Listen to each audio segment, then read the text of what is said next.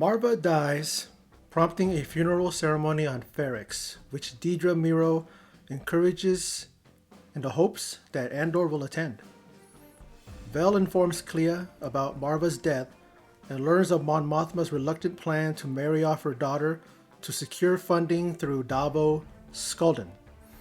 Mon's daughter Lita begins taking part in group gatherings focused on Chandrian culture and traditions, much to the distress of Mon and Vel. Cyril Karn also learns about the funeral from Linus Mosk. Saw Guerrera decides at the last moment to assist Krieger's attack on Spellhouse, but Luthen advises him against it, revealing that the ISB know about the impending assault. While returning to Coruscant, Luthen escapes from an Imperial patrol, destroying several TIE fighters and a tractor beam.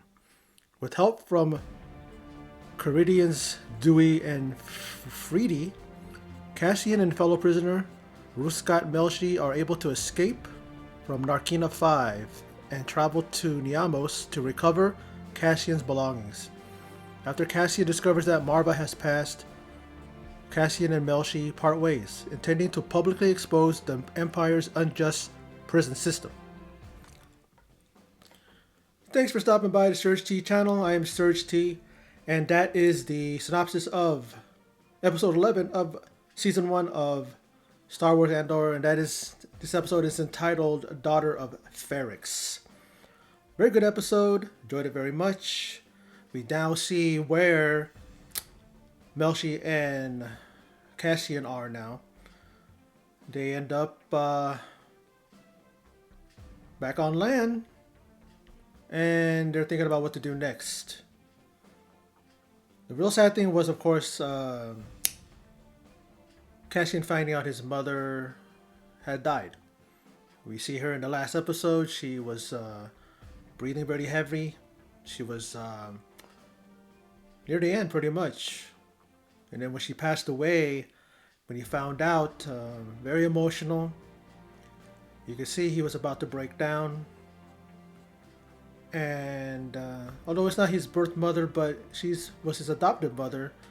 And I know that you know that she, along with her husband Clem, loved Andor, Cassian very much. In this episode, we kind of see the connection that a robot has with its owner. You had R2 with Luke, and you have we have B, and his connection with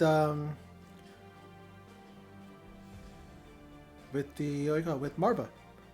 He was asking about her. He really didn't understand, and he was told that she's with the brick, something like that, because if they pass away, their ashes are mixed with brick and then they're put into a wall. And a very, very unique tradition.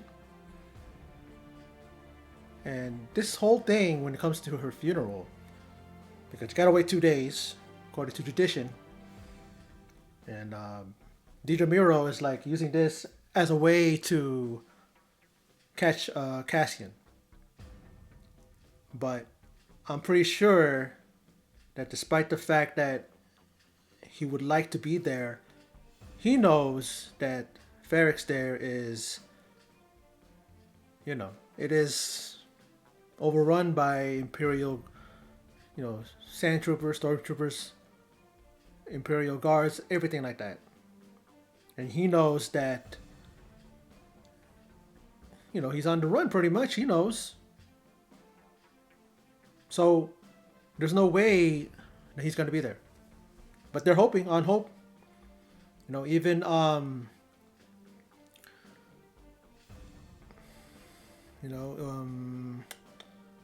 what I call it, Karn, by way of his old partners, Linus Musk,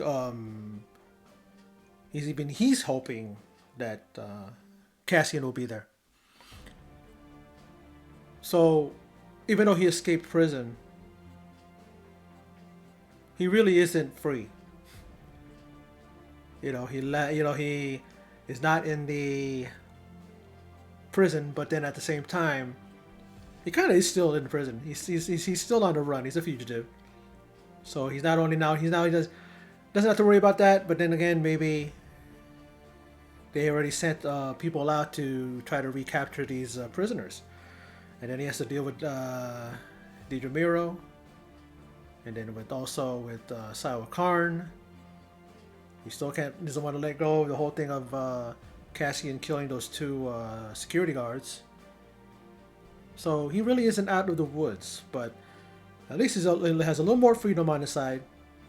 And of course, he and his partner there, Melshi, are going to be. Their intent is to expose the Empire's unjust prison system. Good luck with that. I don't know who's going to listen to them. I don't know if who are they going to talk to? The rebellion? Are they going to try to find someone there, or maybe they're just going to go to wherever place they go and spread the word? I don't know. Go to Mon Mothma. She's a politician. She could, I don't know. I don't think he definitely doesn't know about her, right? He knows Luthen, and then Luthen's connected to Mon Mothma. The poor Mon Mothma, it's like she is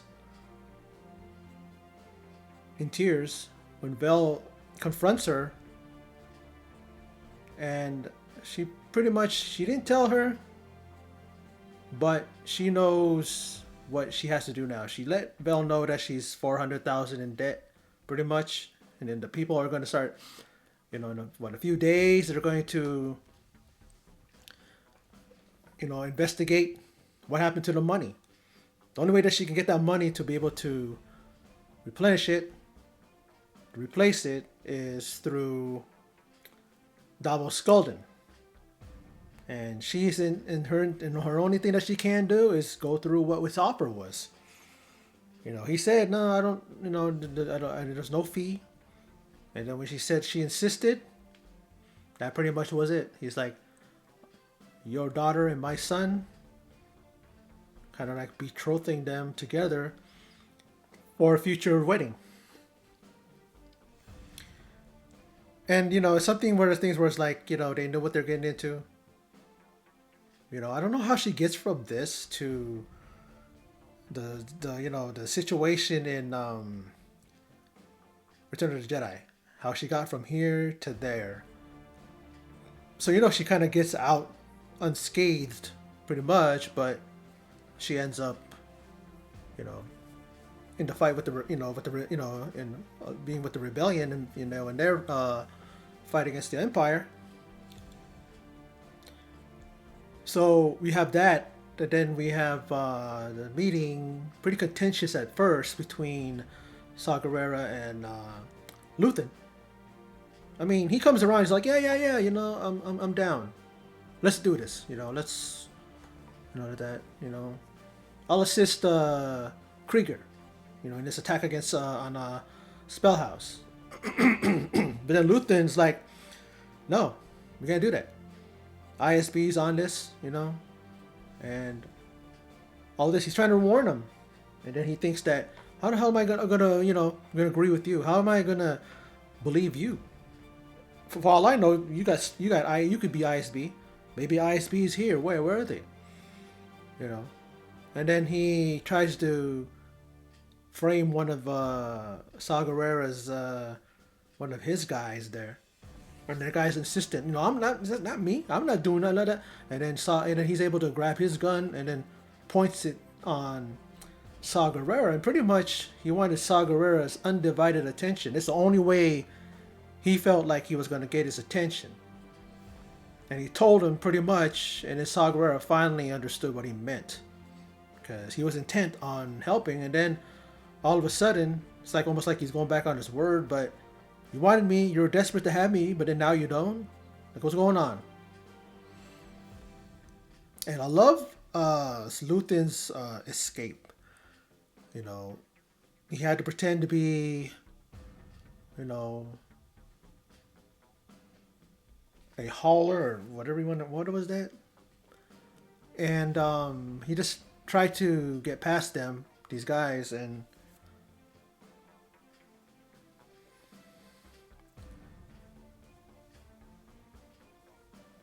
there's a, what's that, Imperial Patrol, and they kind of figured him out. They put the tractor beam on him, and then he gets his robot assistant there to override it, to be able to allow Luthen to escape. And then when he's able to break free of it, we see, TIE fighters with that familiar sound, that familiar, when they shoot their laser beams. I love hearing that callback to, when we watched the original Star Wars and stuff like that. And it's just so amazing. It's fun to hear that. It really is, And he's able to evade them. He's able to destroy them. And I like the last two, where it's like he deployed or he allowed. It's like he pressed a button and on either side it came out like, lightsabers on either side, red beamed, red color, and he just does a spin and he cuts both the last two in half.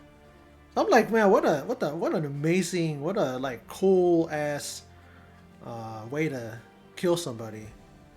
I don't know if those were lightsabers, but they looked like that to me. Or just lasers, laser beams, I guess. But I'll call them, lightsabers. I mean, because that's how cool they looked. The fact that he was able to cut them down, and then hit light speed, and off he went. And then the guy, who's I guess the head of Imperial Patrol, he's like, oh fuck. I mean, is he thinking he's fucked? Like it's gonna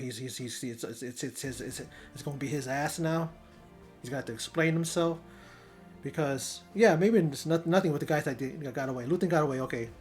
But what about the loss of some, Imperial fighters? The guys who were in those, what do you call it? In those TIE fighters. How's he gonna how did he let somebody get away like that? Yeah. It's like in Star Wars or Empire Strikes Back when one guy swore to Vader that he was going to, with Han Solo, and when they were able to get away, it's almost like echoing that, where he was able to get away and hit light speed, and then you look at the look on his face, and you could tell he knew. He goes, what was that one guy goes, okay, I'll apologize to Lord Vader, and then later on, he pretty much killed him. He just choked him out, and he's like, Darth Vader's like, apology accepted. What was his last name?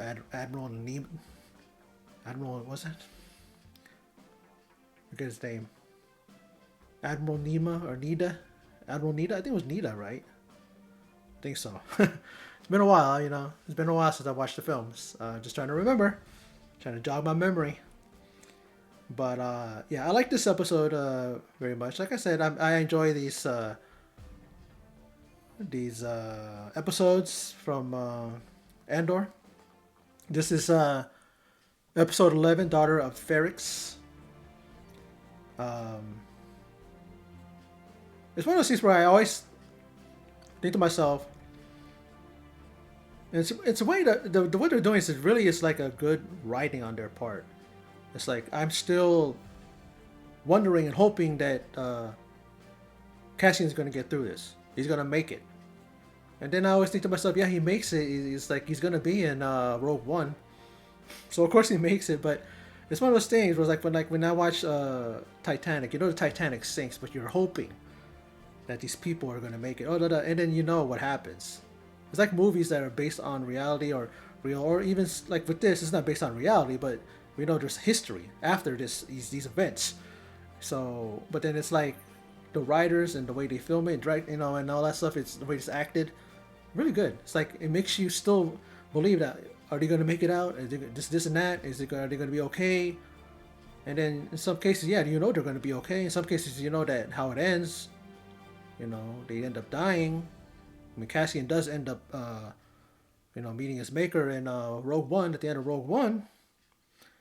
But yeah, I mean, like I said, I like this episode. Very well done.